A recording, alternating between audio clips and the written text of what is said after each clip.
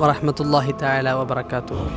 അമ്പംകുന്ന് കോയാക്ക ഫണ്ടിൽ സ്ഥാപിതമായ പ്രശസ്തമായ കൊടിമരത്തിന് കീഴിലാണ് നമ്മളുള്ളത്.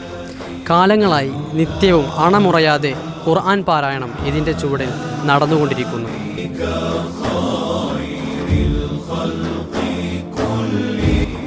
അജ്മീർ ഫക്കീർ അമ്പംകുന്ന് മീരാൻ ഔലിയ ഉപ്പാപ്പ കോയാക്കാക്ക് സമ്മാനിച്ച കൊടിമരത്തിൻ്റെ സൂചകമായാണ് ഈ കൊടിമരം ഇവിടെ സ്ഥാപിച്ചിട്ടുള്ളത്.